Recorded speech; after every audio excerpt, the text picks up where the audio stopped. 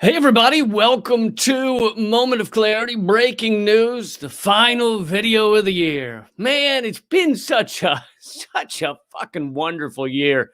I'm really sorry to see this end. It's all gone so well, hasn't it? Hasn't it just been a goddamn razzmatazz? So I got a few things for you on this episode of Moment of Clarity, breaking news. I'm going to go through some updates on the Force the Vote, both the campaign to force a vote for Medicare for All and also what everyone's freaking out about now. I'm going to show you a clip of my friend Jimmy Dore, what he said on the town hall, just a few minutes, because I know not everybody had the 2.5 hours to watch the Force the Vote, the full Force the Vote town hall. So I'm just going to show you a little clip of that later. But I'm going to start out with some good news about activists fighting off police at an eviction at a homeless encampment. So we can actually end the year with a little bit of good news, a touch of good news, fighting off this fucking fascist force that needs to, destroy homeless people's lives. Because really, let's face it, the people without houses, they have it too easy. They've just been living high on the hog, as I said on Redacted Tonight last week. They have just been.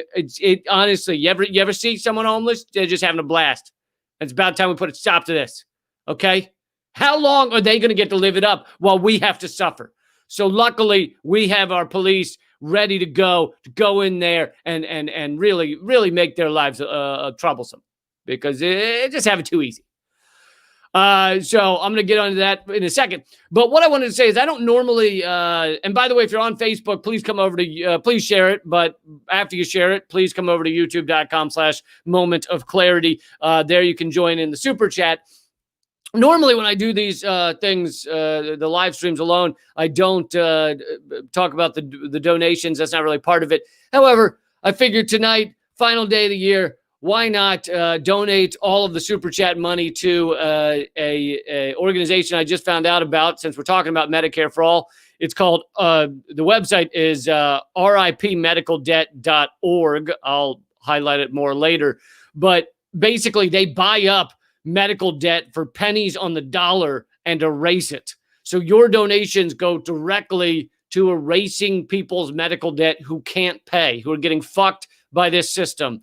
All the proceeds from Super Chat will be going to ripmedicaldebt.org. And like I said, I'll talk more about that later when we get into the Force the Vote campaign for Medicare for All, which is going on right now. It's in its last few. Thank you, Mackenzie.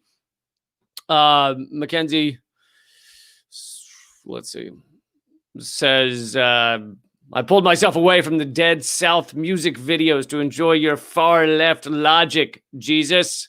I don't know if she's calling me Jesus, or are you just signing it, Jesus? I'll take either one. If that was from Jesus, good. Calling me Jesus, being an atheist, it's a little weird, but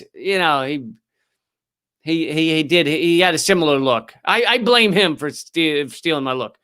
But anyway, I'll get more into that when we talk about Medicare for All a little later. So all donations going to ripmedicaldebt.org. Okay, so this is happening. I covered the destruction of houses being built for the homeless in Las Vegas. Now we're jumping over to Santa Cruz. This is happening down in Santa Cruz, but this is happening across the nation. That's why I feel like these individual things are worth talking about, because whatever city you're in, this shit's going down. Okay, I mean, some are better than others, but it's fucking happening everywhere. So these are really just samples of what's going on across America. This is happening in Santa Cruz, and as you'll see, it says Santa Cruz activists halt the homeless camp eviction, and I'm going to go through a little bit of the details. But there's been sweeps in Santa Cruz to destroy homeless encampments, and not it's not like they walk in and they give people housing and they show them where they can go. They just go in there and just destroy things and kick them out. But this time around, in this latest siege in Santa Cruz, at San Lorenzo Park, Community members successfully blocked the city of Santa Cruz from implementing phase 2 of their holiday eviction. I love how they have it fucking phased out like it's a goddamn military raid. Well, in phase 2, that's when we dump out the porta potties and we really get them. Phase 2 of their holiday eviction of over 100 unhoused people in San Lorenzo Park. 100. This affects 100 people. And they're like, fuck it, just go in there. Because, like I said at the beginning, they have it too easy. So let's see if we can destroy their lives a little more. Santa Cruz County Health Director, Dr. Gail Newell, stated that she was not advised about it and would have advised against the sweep in the time of a pandemic. So the CDC has said that there should not be evictions right now, both of people in houses and obviously of homeless populations as well.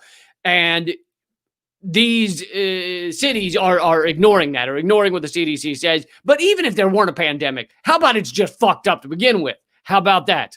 But yeah, right now it's obviously even worse. So these protesters succeeded in stopping this latest eviction, but only for a week. And they did it through the courts. They went into the courts. They succeeded in getting the courts to halt the attack on the homeless. The police in this moment and in many moments, they act as the fascist fist of the corporate state. The corporate state is ruling over these things, destroying people's lives, extracting the wealth and the labor out of people, and they send the cops in to enforce that shit. To make sure that people aren't being homeless successfully, aren't getting lazy in their homelessness because they're sitting in a park where these people have gathered. And let's talk for a second. Why are these people there? Are they there because it just looks like so much fun to chill in that park? Is that why they're? No, they're there because this system has fucking chewed them up and spit them out and not given them the safety net they deserve. That's why they're there. They're not there because it's just a great time to not know where you can go to the bathroom, or to be cold every night, or to wonder where you'll get food the following day. They're not there because it's just fucking loads of fun. And so it's like, even if this weren't a pandemic, these cops should not be sent in there to do this shit. They should then, obviously, if cops actually stood and thought about what is the moral thing to do, they should refuse their orders to go in there and do this. But that rarely happens. Rarely do police actually stand up for what's moral. Even, depending on what their orders are, they tend to, not depending on, they tend to follow the orders no matter what.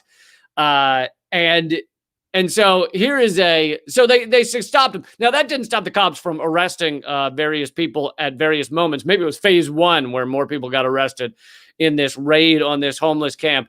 One of the people who was arrested emailed me, Keith McHenry. He was arrested in blocking the police from the initial attempts to evict everyone. And he is one of the founders of Food Not Bombs, which you've probably heard me talk about before. Food Not Bombs, an impressive organization that does a lot of good work, both protecting the homeless and getting food to people. I believe not bombs. Food not bombs. This time, they're working on a new version next year called Food Some Bombs. We'll give you a little bit of bombs if you just eat our food. That's what I've heard, but they don't have that yet. So right now it's Food Not Bombs. And he was arrested. So then they took it to court and succeeded in getting the courts to halt this for 1 week. Right now it's just 1 week. It's not like this thing is over. These people who are houseless, as is the preferred term now, even though I often say homeless because I'm like a battleship. It takes me a long time to turn around. So I will. Thanks, Tristan, for the donation. All donations going to ripmedicaldebt.org. By the way, speaking of homelessness and medical debt, a lot of people, medical debt is the number one cause of bankruptcy in this country, in America. So what happens when people go bankrupt? many of them end up homeless. Many people lose their jobs and, go bankrupt, lose their health care. Medical debt has caused many people to be homeless. And of course, the homeless also don't have health care. They're able to get some sorts of free health care because they're completely out of money and homeless, but not high quality. They're not going to be treated for some long-term illness. They get emergency care, which is why you have so many people in this country waiting until it gets to the point of emergency care to go get some, because they know that they can't afford to go in and say, hey, my stomach's been hurting me for about 2.5 years. I'm wondering if that's something. I'm wondering if that's an issue. They don't do that. They wait till they're about collapsing, and then they're brought to the emergency room because they fear the bills they'll get. So, yeah, there's obviously a connection between the homelessness and medical debt. And it's all the more darkly hilarious that this comes at a time while Congress is debating whether to give everybody making under $75,000 a year $600 or $2,000. And, Trump obviously is calling for the 2,000, but he's not doing it because he gives a fuck about you. He's doing it because he knew it would cause chaos in Congress and make him look like a good guy. He didn't give a shit about you. But either way, the idea that, oh yeah, $2,000, oh, that's too much. That's too much. In other countries, they're fucking paying all wages in some of the other countries that people have lost during the time of a pandemic. I think in the UK even, it's something like 80% of lost wages are being paid. So in a lot of countries, they actually are helping their workers who have lost work. And guess what? 14 million fucking people have lost medical coverage during this time because they lost their jobs during a pandemic.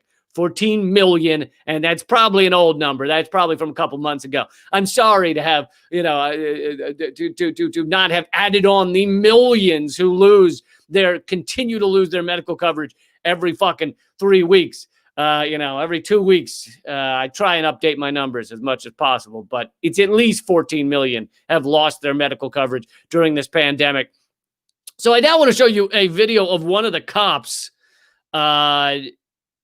who, and not just one of the cops, he's the chief of police there. And it's just a short clip. He's being criticized or they're asking him, the activists are asking him about the CDC guidelines saying, you can't evict people during this pandemic. The CDC, the health guidelines are don't evict people. And anyway, what this chief of police in Santa Cruz says is, not to be unexpected. It's not a surprise, but it's amazing. It's just beautiful. Let's see here. Oh shit! I didn't hit share sound. All is lost. Hold on a second. Oh, they had to make this 14 steps. All right. Okay. Can't you just look at the way he's standing? You can already just douche, right? You don't, just the way he's standing, known douche. Like you don't hear a word coming out of his mouth, and you're like, oh, that guy's a douche. Okay, so this is the chief of police in Santa Cruz, Andy Mills, and he's being asked. He's saying the health guidelines say you can't evict people. Well aware of the COVID restrictions, and we've made a conscious decision as a city to close this park to resort. Okay, so you're going to displace all these people and send them out into Santa Cruz for COVID safety? They can choose to continue to keep spaced apart wherever they are. But where is it that they're going to go? I'm not sure. They're going to have to figure that out. So and well aware. Where is it they're going to go? I'm not sure. They'll have to figure that out. Yeah, that's what they did when they found a park to live in. They were trying to figure out somewhere to fucking be, you asshole. Jesus Christ. They'll have to figure that out. What is it these people go home and tell their kids they do? Honestly, what does he fucking go home and tell his future douche that he's raising by being a douche? What is it he goes home and tells them that he does during the, well, I evict homeless people, kick them out of parks so that they can find less suitable places to live, not in a home. Yeah, they're going to have to figure that out. Yeah, you think? Wow. I mean, he didn't even have the basic bullshit propaganda that they normally give for kicking homeless people out. He didn't have the shit where they go, well, it's, you know, letting people stay here is a health hazard. Yeah, to who? How about being homeless is a health hazard? How about their lives having already been destroyed is a health hazard? Not having health care is a health hazard. Not the kicking them out of the park. Who's that rescuing? Oh, it makes it more comfortable for people who want to stroll through the park. How about you tell the people strolling through the park that, hey, these other people, they need to live here because their lives have become shitty because we don't treat human beings with any goddamn respect. And so they're going to live here. So why don't you stroll somewhere else? How about that? How about you tell them that? How about you tell them that you walking through the place that the homeless people are now living is a health hazard? You're invading their space because they want to fucking have a park to stay in because they've got nothing else. So you go walk somewhere else. I mean, he didn't even have the basic propaganda. Hold on, let's see some of him again.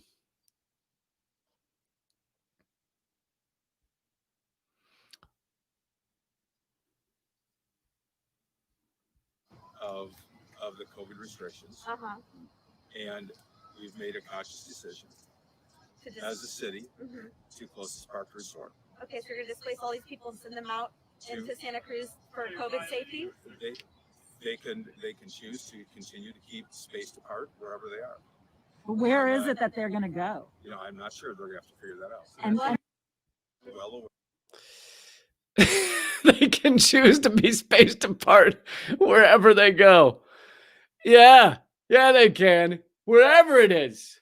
Yeah, someone said the sound is low. It was up as high as it goes. I think it's because it was filmed on a cell phone or whatever, and it wasn't the best. But anyway, I'll tell you what he said. He said they can choose. The homeless people can choose to stay spaced apart 12 feet wherever they go.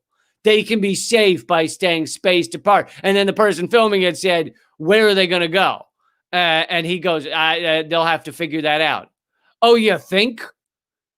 Why is it required that right now in the middle of a pandemic, you've got to send the fascist fists of this corporate state running into this park to not be socially distanced, but instead to fucking grab people and kick them out of the park so that they can wander the streets? Is that the best thing to do during a pandemic? Is that the best thing to do in life, whether there was a pandemic or not? Fuck you, man. Jesus. But that is that, and this is what I'm trying to explain to people about our policing system, is that's not uncommon. That is a lot of what they do. I'm not saying, I've never said that there never comes a moment when a police officer doesn't do something positive, but the vast majority of their jobs are either fucking wrong, morally repulsive, like this one, morally disgusting. Fucking, if you created a society and you said, let's behave well to each other and let's give a shit about each other, you would not create what the job he's doing right there, and you would not create a situation where people are living in a park because in the richest country in the world, you don't give a fuck about them. So a lot of what cops do, the vast majority, is either morally reprehensible shit like this, arresting the co-founder of Food Not Bombs because he had the nerve to stand up for homeless people, or they're doing something that, yes, is positive. Like, let's say, not that I love getting speeding tickets, but let's say we're creating our imaginary society. We want people to not be going 900 miles an hour through a neighborhood. So we create speed limits and we create tickets that you have to pay if you're going way over that. fine. I'm okay with that. I don't like children getting run over. Even, the signs that say slow children playing, even slow children deserve to live. I've taken some flack for that stance. But I strongly believe that. Even if you've got one of those neighborhoods with the slow children playing, even the slow children should not be run over unceremoniously, splatted across your windshield. And besides, there's the fact that most windshield wipers are not ready for that kind of industrial grade cleansing. Most windshield wipers would not clear off like a slow 10-year-old. So there's multiple reasons that I think even slow children should be allowed to play. Thank you, Juliet. All donations are going to ripmedicaldebt.org, which I will tell you more about coming up. Thanks a lot, Juliet. That's awesome. But I also know that a lot of people are suffering in this country right now. So I don't expect everybody to donate. If you're having a rough time right now, please do not donate. Use it to get by. But what was I saying? Oh, so the other thing that cops. Oh yeah, we're talking about the speeding. So let's say our imagination today. Yes, we want them to have a speeding tickets. We want someone to give out speeding tickets. Okay, fine. How about not police? How about not guys with guns? How about not people that get involved with the job where they carry a gun and point it at people because they're already fucked up in the head and they've made a choice to go running after people with guns? How about not those people? Those are not the people that give out speeding tickets. How about an old dumpy guy with a mustache that looks like a postal employee? How about he gives out speeding tickets? How about he doesn't have a gun? Okay? And you're like, well, then he's going to get shot. I bet it would be very rare that people giving out a little piece of paper for going too fast would get shot if they weren't running up on the car with guns. I think it would be very rare. Just like your postal employee almost never gets shot for doing his job. Just like meter maids don't have guns. Or wait, is there some sort of non-gender term for meter maids? I imagine there is. Meter personnel. I don't know. Meter lieutenants. There's got to be some non-gender specific. Because why do they have to be maids? Who came up with that? What, a dude could give out meter tickets? Meter commandos. So that's even meter commandos. They don't get shot very often, right? They don't have guns that I know of. They walk around checking the meter, put the ticket in, and you don't shoot them because you yell at them because you're like, I was here 30 seconds longer than the meter. And so you scream at them, but you don't shoot them. People don't shoot them. Anyway, long story short or longer, 90% of what cops do, maybe more, is morally reprehensible shit or shit that, yes, we'd like to get done, but it doesn't need to be done by fucking sentries. It doesn't need to be done by military personnel with guns. Okay, they go and inject themselves into people's lives, or they're called by people. People call the music next door is too high. Come shoot my neighbor. Yeah, let's have other things to call. Let's have other people to call if shit goes down, like your neighbor's music is too loud. I heard someone told me that they were at I can't remember if I told this story before, but someone told me they were at a public tennis court here in Washington, D.C. And the tennis courts, you're only supposed to stay for an hour. It's kind of a little rule that's just a gentlemanly thing to do, I was going to say, but that's gender specific too. A considerate, there we go, thing to do. And the person stayed over an hour, so someone called the cops on them. So now you've got people with you got idiots with guns arriving on the scene to deal with a tennis player who's been on a public court 5 extra minutes. Yeah, let's not do that anymore. These people don't need to exist. Okay, so that was the homeless encampment in Santa Cruz. Like I said, these are going on. This kind of thing is going on across the country right now. You have more homeless than maybe ever before, I'm assuming, considering we've got basically an economic collapse coming. We have 1 out of every 3 Americans, as I covered on Redacted tonight, says that in the past week, they've had trouble paying bills or buying food. 1 out of every 3. So it's and then of course you have the medical situation. So let's get into that. I want to show you a clip of my friend and yours, Jimmy Dore. This is not a funny clip. This is a clip about his battle with healthcare and health issues. And I thought this was particularly it's sad, but it's moving.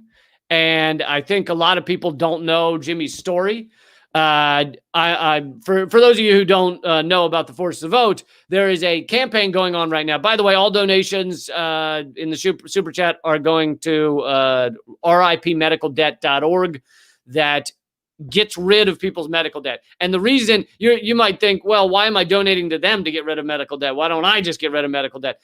An organization can buy up medical debt for pennies on the dollar and erase it for a lot less than the debt actually is. I'll describe that more in a bit. But so there's a fight going on right now. Thank you, Pirate Ray. There's a fight going on right now to demand a floor vote in the House to get Medicare for all on the House floor. Now, it very well could pass the House. It's like, doesn't have, they claim it doesn't have quite enough votes, but it could. Once enough pressure, once enough furious people, as AOC said, although she now doesn't support this, AOC said, bring the ruckus. All right, bring the fucking ruckus. Here's your ruckus. It's on your doorstep right here, right now. Here's your goddamn ruckus. So there's pressure to bring that vote on the House floor. The Nancy Pelosi needs a certain number of votes to become House Speaker. Now, she's almost guaranteed to get it, but it's only within a few votes. So Jimmy Dore said, hey, let's demand that people like AOC, the squad, all of them withhold their votes from Nancy Pelosi unless she brings Medicare for all to a House vote. Reasonable idea, right? Reasonable demand. Everybody supports 70% of this fucking country, including Republicans, support Medicare for all. Something like 85% of Democrats support Medicare for all. It's just now is the time. You got a pandemic. You got people losing their health care. 14 million lost their health care since the pandemic started. Now is the time. This is when the pressure is highest, and you're demanding something for your vote of the sleazy, corrupt, awful Nancy Pelosi. Anyway, people then have been attacking Jimmy, have been going after him. I mean, if you want to see who the kind of sleazy liberals are who don't actually stand for something, and I'm not talking about the Congress people. I mean, we can talk about them too, but right now I'm talking about the people on Twitter and shit that you think seem left-wing a lot of the time, but then when someone demands that we stand up for something, all of a sudden they're like, oh, it's too soon, don't do it, and also you're an asshole for demanding that. What a fucking asshole you are for saying there should be a vote on Medicare for all. And so they're attacking Jimmy and everything. So this has continued to build. Right now, by the way, on Twitter, either Jimmy Dore or Force the Vote or something is trending. So this is a big deal. I talked about it before. I did a long video on it before, so I'm not getting into all the nuts and bolts right now. But I wanted to show you Jimmy's story that he gave last night on the Force the Vote town hall, and it's pretty moving. He was basically he started it. I think I don't have this part in the clip. He started it by saying, a lot of people have claimed he's not allowed to talk on this because he's not an organizer, because he doesn't have a fucking diploma on the wall that says official organizer. So he's not allowed to demand this. He's not allowed to say this. And it's, that shit's thrown against me and anyone who's like an online personality who isn't like the president of the nurses union. Only they are allowed to tell you when we get a vote for Medicare for all. By the way, the heads of the nurses union have been one of the good people on a lot of this stuff. But as if you have to have some sort of fucking secret handshake and a name tag to be able to demand something from our fucking corrupt, awful, disingenuous, disgusting Congress. Yeah, I do what I do because I'm repulsed by everybody with the diplomas on the walls. If you have a diploma on the wall, I'm not, you're probably a good person. I'm just saying, a lot of these shitheads are like, I went to Harvard, so I can tell America what to do. I went to Princeton or Yale, and I only speak to other people who went to Princeton or Yale. I've got an idea. Go fuck yourselves. How about that? So the idea that Jimmy or I or any of us have to be some official organizer, official education, official resume to speak on this is bullshit. But okay, so here is Jimmy last night.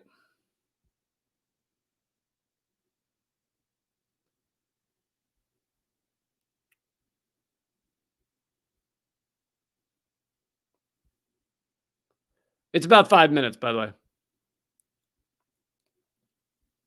For this. Well, I'll tell you real quick what got me on board for Medicare for All was I got sick, and I got sick in not in a normal way. I got sick in a way that was hard to diagnose. So my illness stretched out for over 3 to 4 years. And what happened was I would go to the doctor, and they would say you have this, and then they would prescribe something, and I would get sicker. And then 6 months would go by, and they would say, oh, you don't have that, you have something else. And then they would give me another treatment, and 6 months would go by, and I'd get sicker. And this kept going on and going on. And then they said, there's this guy, Dr. Sharp. You should go see him, Dr. Charles Sharp. He's the best guy, and he could fix you. Well, he didn't take my insurance. And by that time, I was already broke, right? We had health insurance, and they just don't pay for stuff. They don't pay for MRIs and CT scans. And I had to have special different kind of tests that nobody else could get. And I had to go to special places to get them. And I had to pay for it all out of my pocket. And I know what it's like, right? And I know what it's like to walk into a doctor's office that you owe money to and not have any room left on your credit card and have them deny you service while you're dying. And you don't know what's happening. You don't even know what your illness is yet. All you know is that you're about to die. And all you know is that you just bankrupted yourself. And I bankrupted my wife. And we didn't know where to turn or what to do. And then one day I stepped off a step the wrong way and my spine collapsed.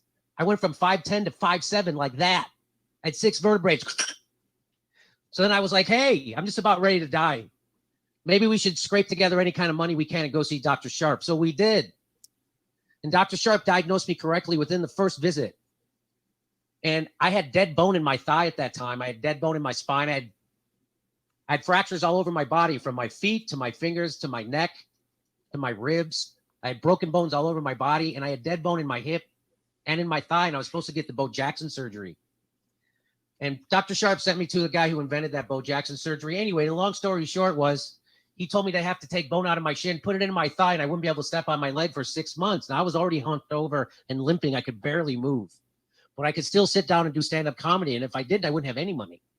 So I would get pushed out into a comedy club, and I would be helped up onto the stage, and I would sit down and recite my act. And so doing that, I was offered an hour special on Comedy Central while I was dying. And I had to tell that doctor, I can't get this operation right now in my thigh because A, I don't have the money for it. And B, if I do it, I won't be able to do my Comedy Central special. And if I can't do that, I'm going to kill myself anyway. And he said, well, just so you know, Jimmy, at any moment, your thigh bone could snap. Any moment you step on stage, your thigh bone can snap, just so you know. And I said, well, that's a chance I got to take. And so we went bankrupt, and I didn't get that surgery. But Dr. Sharp, after 4 years of being misdiagnosed, finally helped me get back onto the road to recovery. And I'm still recovering today. And I don't think anybody has to go through that. I don't think anybody, because they got sick, should have to face wanting to kill themselves, bankruptcy, financial destruction, and not knowing where to turn and not being able to get the help you want because they don't take your insurance. It's a crazy situation we're into. And I hope that that would give me the gravitas to be able to advocate for Medicare for all on behalf of me and my family and other people's families who go broke or are worrying about getting sick. Because everyone knows we're one unique illness away from being bankrupt and out on the street. Everybody knows that. And if they don't vote for this right now, they're telling you they don't care. They'd rather protect themselves and their career and their position inside a party than help the people who elected them, who are dying in the middle of a deadly pandemic and the worst economic crisis in our history. That's what's happening. And I know I was told that I'm not allowed to advocate for this because I'm not official. Well, I'm telling you that this story gives me the ground to stand on. And people who have the same story like me, who don't have time to go out and be a professional organizer. I'm speaking for them. I'm speaking for the people who go bankrupt. I'm speaking for the people wwho die every year. The 40-some thousand people a year who die because they don't have health care. I'm speaking for them. They don't have time to go out professionally organize. We're doing it for them. Because I don't think anybody should have to go through what I went through or what my wife went through ever in the richest country in the world. People who have worked all their lives every day shouldn't have to go through that. And when you have the power to do something about it, you should use your power. And if you don't use your power, shame on you.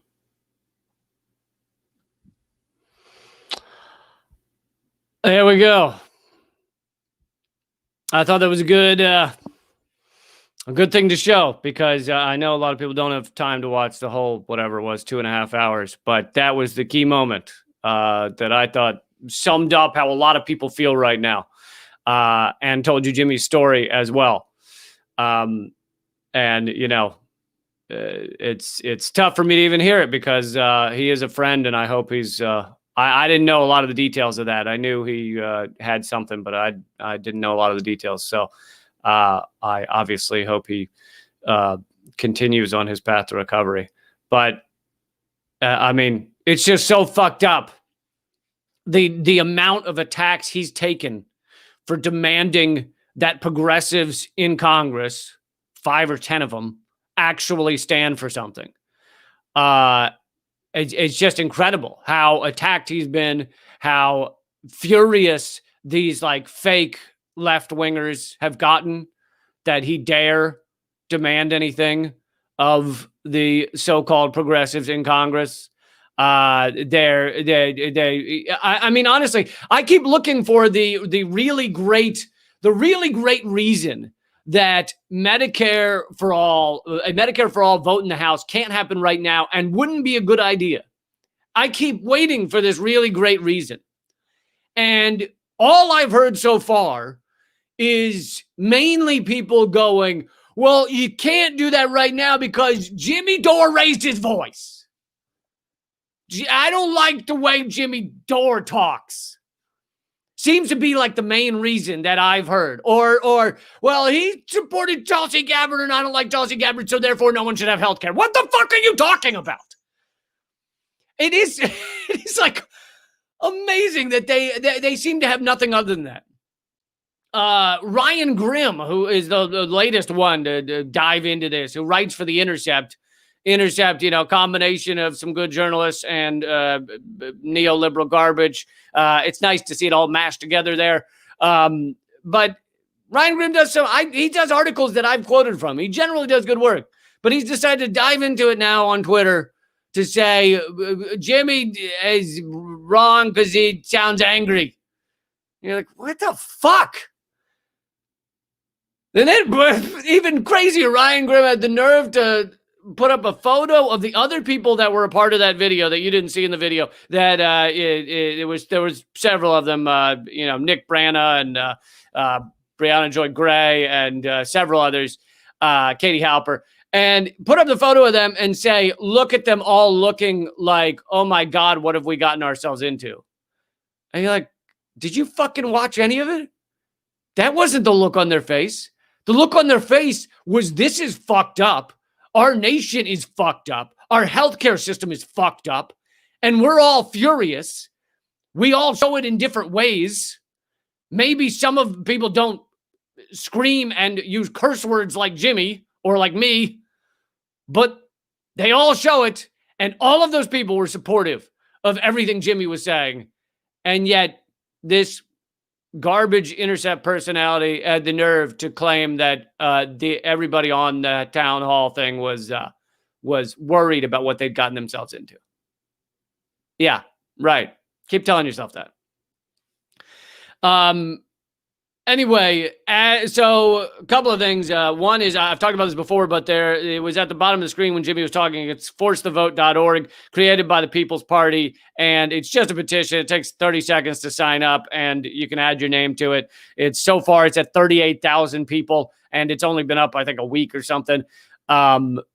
Pretty incredible. I don't think that petitions online do a whole lot of shit. Like, because Congress people, there may have been a fancy time back in our past when you would get a lot of signatures and you deliver to Congress and they'd go, oh my goodness, that's a lot of people. And it would change their mind. I don't think we live in that time anymore. I don't think our Congress gives a shit what a lot of people think. They are owned and operated by large corporate interests. However, this is one of those rare circumstances where it could have a little bit of power, a little bit of pressure, because they are trying to push the people who are already predisposed to be pushed on this topic, the AOCs and the Ilhan Omars of Congress. So it could have a little influence. Thank you to all you who have donated. All of the proceeds are going to ripmedicaldebt.org. I'm not keeping any of this money, just so you know. This is going to RIP Medical Debt. Thank you, Calvin. And I agree. These thoughts are not radical. The idea of pushing for medical care for everyone is not a radical idea. It's not extremist. It doesn't matter how loud you say it. It's not a radical idea. In fact, it's what every industrialized country has. So how can that be radical? It's only the U.S. that are fucking do this to people anymore. And so to tell you a little more about RIP Medical Debt, I can show you the page here. I only found it the other day, but well, hold on before I do that.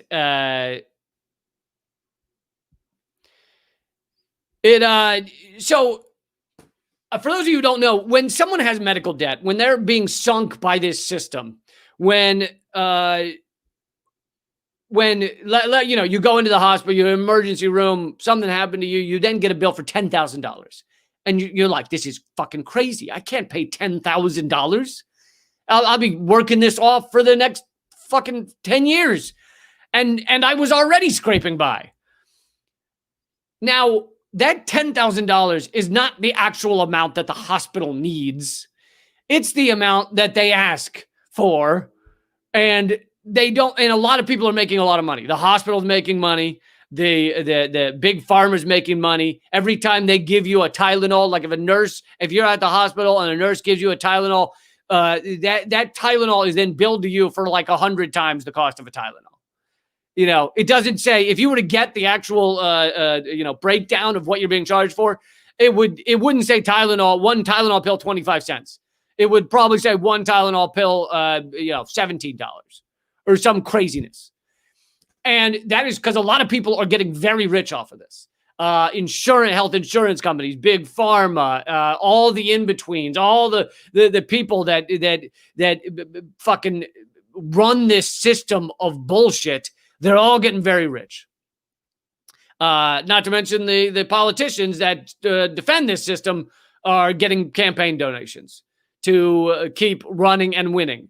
So in a way, they might not be getting a check in their bank account for defending this system, but they get to keep being a senator or a congressperson, which, guess what? That's a powerful position. You get rich by doing that. So in a way, in a background, backdoor sort of way, they get rich from this system as well. So when these companies then if the hospital calls you or whatever, gives you a bill and you don't immediately send them a check for $10,000 and they can't get it from you, they then often give it to a collection agency. That collection agency then starts hounding you or, docking your salary or whatever they're able to do to collect some of that money. They will often sell that debt to second and third parties so that those people can see how much of it they can collect on. Well, guess what? When they sell it to a second or third party, they don't sell it face value. Otherwise, it's not profitable for the second or third party to buy it. So if you have $10,000 in medical debt, they might buy it for $100 or $1,000. And then they'll go and try and collect the $10,000 from you and probably keep adding on like interest and shit. But if they end up only getting $5,000 from you, they've made a lot of money on that buying that debt from the collection agency. So let's say they bought it for a few hundred, they get you to pay $5,000 of the $10,000. They've now made $5,500, $4,500, whatever. but they buy it for a much smaller amount. So then you think to yourself, if the hospital and the collection agency are willing to sell that debt for pennies on the dollar, why don't they just sell it to the fucking person who's went to the hospital? Why don't they sell it to you for pennies on the dollar? Why don't they go to you and say, hey, you know how we told you owe $10,000? We'll sell your debt to you for $100. And then people could pay it.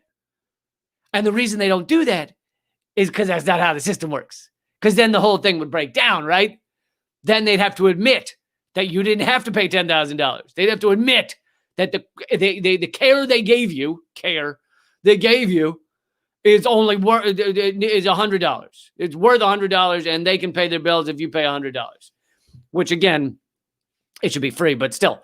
And so they can't admit that. They can't admit to you. So that is why they will not sell your debt to you for $100, $10,000 of debt for $100, because that ruins the whole system for them. That ruins the gravy train. So they sell it to a collection agency that then starts going after you. But there is a loophole here where organizations can basically go and claim to be collection agencies or something and say they'll buy the debt for pennies on the dollar, and then they erase the debt. I think I covered this recently on, I don't know if it was a Moment of Clarity or it was my podcast, Common Censored, but a church in Iowa bought up, they took donations from the congregation and they bought up a bunch of medical debt and they erased it. And this means that these people who were under the dark clouds of this medical debt, their life is now completely altered. They now are able to go about their lives in a normal way without fear of every day that they owe this crazy amount of money. So that's what RIP Medical Debt does, is they buy up this debt for pennies on the dollar, and then they erase it. They delete it. So I just found them recently. And anyway, every donation to this super chat will go to that. So if you donate $1 in this super chat, it will erase $100, I believe. Yeah, $100 of medical debt. Isn't that fucking nuts? So if you were to, and you can also go to the website, but if you want to do it through the super chat, that's fine with me, and I will make sure those donations get to them. But if you donate $100, it deletes $10,000 of medical debt. Isn't that fucking nuts? Like, because they should just do that to begin with. If we were a rational, moral society, but we're not. We're a profit over all else society. And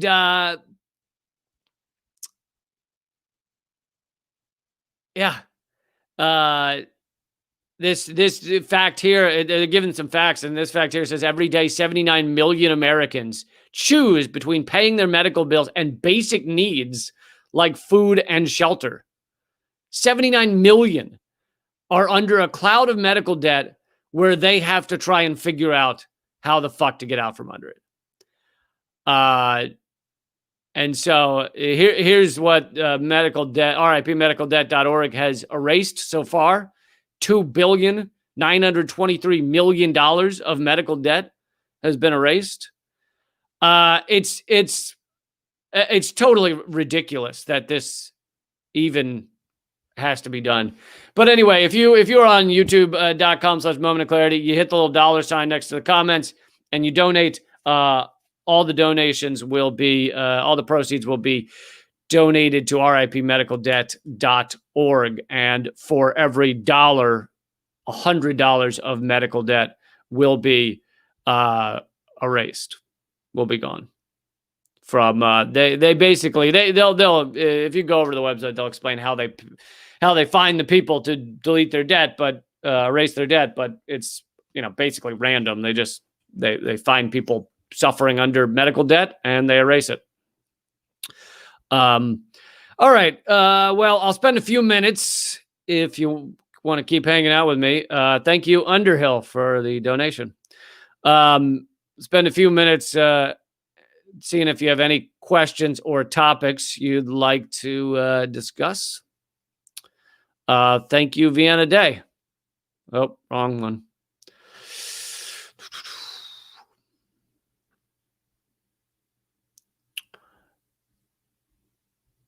And thank you, Lucy. Everybody should check out Lucy Dyer's art if you get a chance. She does wonderful art pieces. And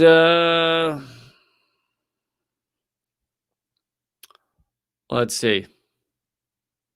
Capitalism is not the, this is from Tristan, capitalism is not the only system. Many are brainwashed to think that there is no other way. There are many. Socialism is a very viable version of an alternative. We have choices. Tristan, how many socialist countries does RCIA have to destroy before you realize capitalism is the best? I don't understand. I don't understand where you're coming from. We work so hard to destroy every even remotely socialist country, and you have the nerve to say it works better. I cannot believe you. You know, why the reason we have to go into every socialist country, even remotely socialist country, so let's say Venezuela, the reason we have to go in and crush them and destroy them and make sure they can't function is mainly because of the threat of the good example. Mainly because, I don't know if Chomsky coined that term, but he definitely uses it. The threat of the good example. If we were allowed Venezuela to succeed as it was doing, as it got rid of 70% of extreme poverty, got rid of 50% of middle level poverty in just a matter of a few years, free college, free housing, free healthcare. If you allow those societies to do fine, then people in the United States start looking around, and not just the United States, other places, UK and stuff, start looking around and going, that sounds not so bad. That sound. What if we tried what they're doing? That sounds okay. So that's why we have to crush them as quickly as possible. Carl Knight asks, when will I go on Status Coup? I've been on Status Coup more than once, I believe.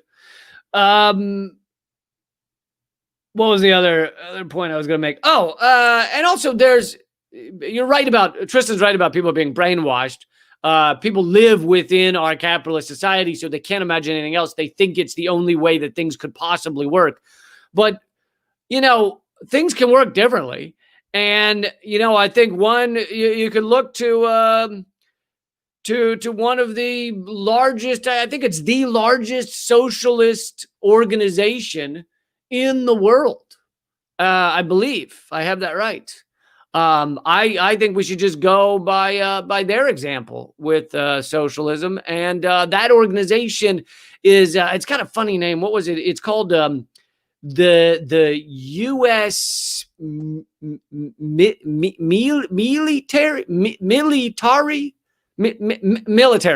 The U.S. military is I believe, the largest socialist organization on planet Earth. At least in terms of size and probably in terms of number of people involved. But basically, they get a lot of people to sign up for the military. And unfortunately, it's it's a machine of organized mass human murder. So that's unfortunate.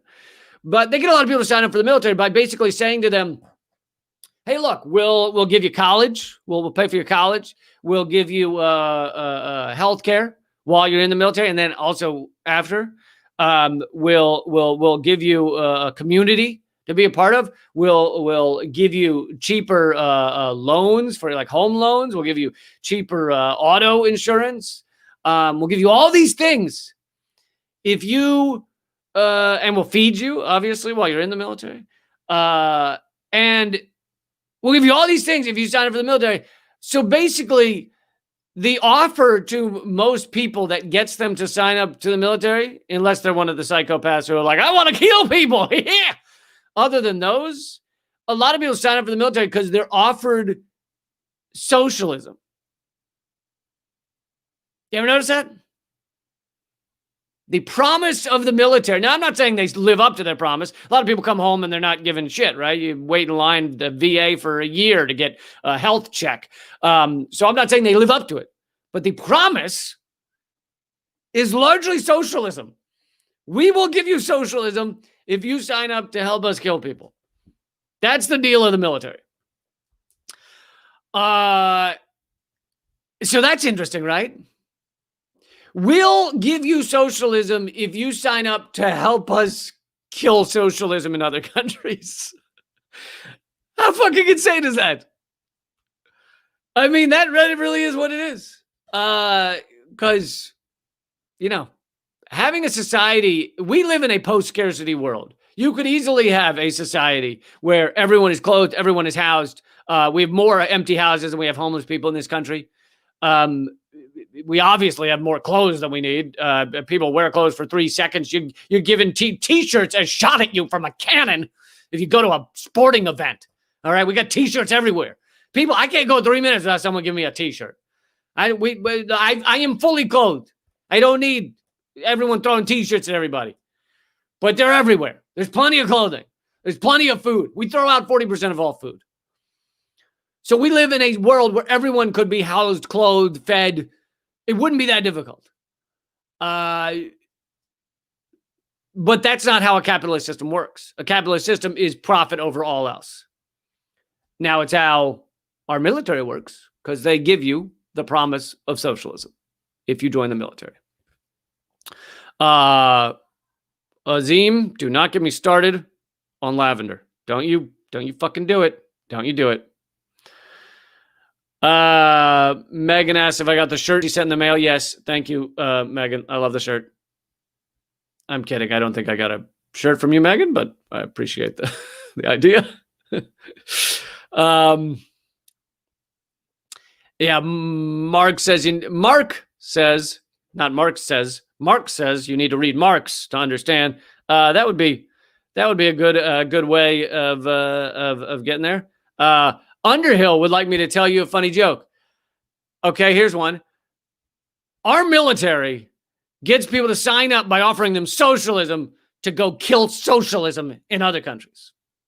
There you go. There's your funny joke. I find it funny. I don't know about you.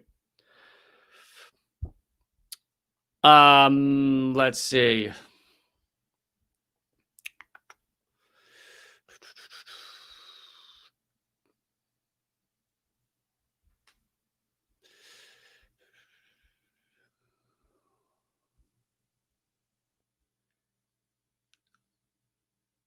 Thank you all, by the way, for hanging out and donating. Those of you who donated, every dollar is going to ripmedicaldebt.org, and of those dollars, they then get multiplied times 100, literally times 100, for the medical debt they erase. You donate $1, $100 of medical debt is erased in the U.S., and you donate.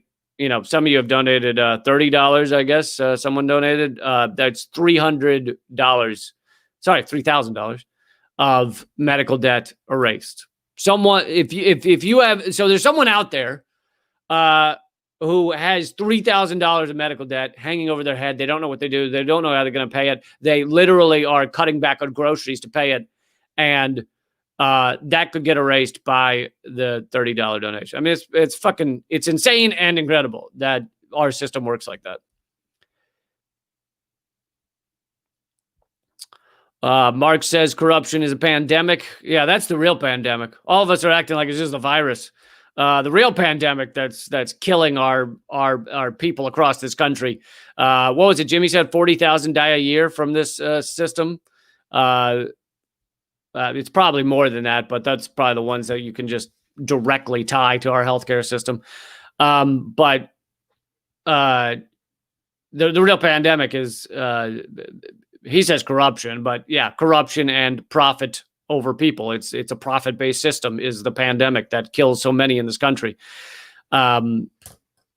And thank you, Mark. If you're on Facebook, please come over to youtube.com/Moment of Clarity and hit subscribe and hit the bell icon. If everybody who's watching could also check that you are subscribed, please do that, because a lot of people think they're subscribed and then they get unsubscribed by YouTube. YouTube will just knock people off just to make sure my numbers stay low.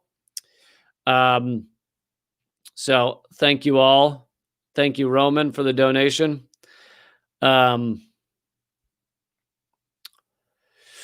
Robert's asking for any news related to Julian. I don't have any new news on Julian, but I think the best place to follow is Stella Morris on Twitter, or Julian Assange's mother. But Stella Morris is Julian's partner, mother of his children, and she has a lot of updates often on Twitter.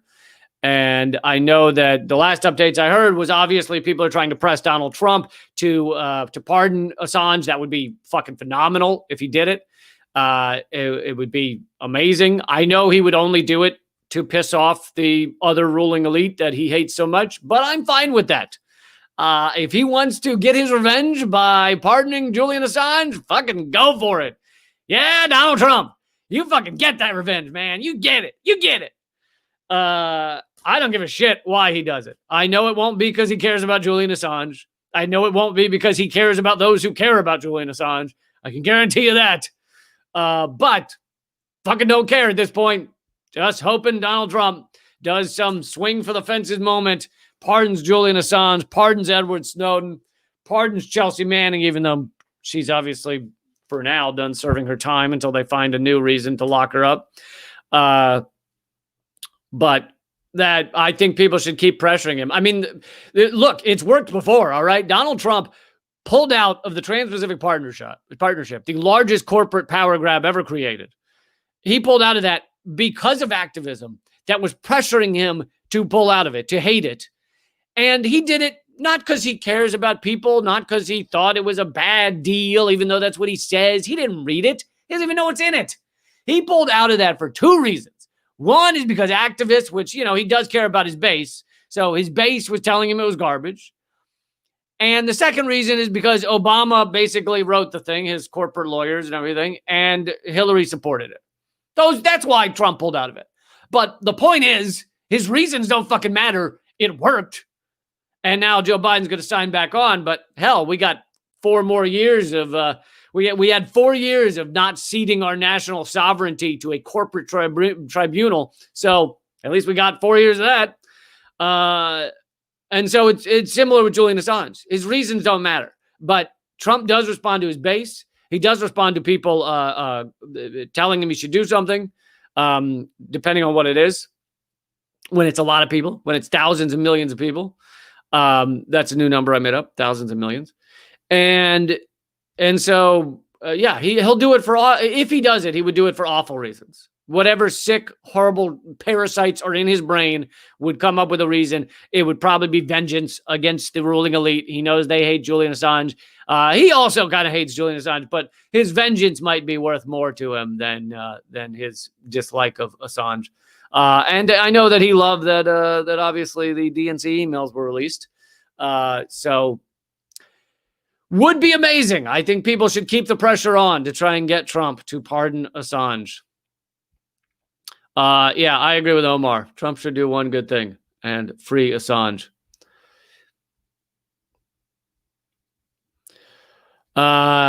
Yes, someone else mentioned that he did pardon the awful killers, the Blackwater killers. Fucking horrific, because Trump is a horrible human being.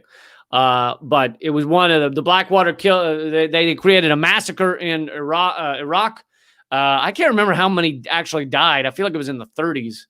But they basically they're at a traffic stop in Iraq, and they get out and just murder 30-some people because they didn't like being at the traffic stop. And they it's one of the few times when our military has actually succeeded in prosecuting, or not our military, I guess it was civilian court, but prosecuting our hired killers. And one of the few times that they were actually locked up, and Trump then went and forgave it, pardoned them. Thank you, June.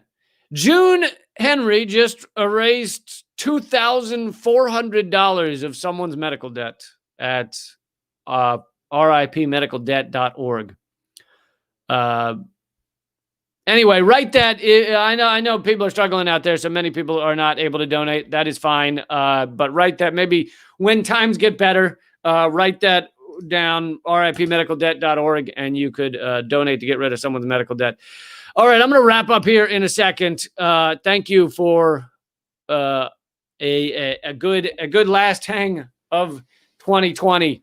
I'm not going to mourn the loss of this year. I'm not going to mourn this year being over. Let's hope 2021 brings fucking something else. Something really anything else. Really, just anything. It's like fucking turtles take over. They suddenly get 3 stories high and they brains like Stephen Hawking. Then and they take over. I'd be all for it. I would. Turtles taking over. I don't like. My point is, I don't care if crazy shit happens. It's got to be better than this. It's got to be better than where we're at.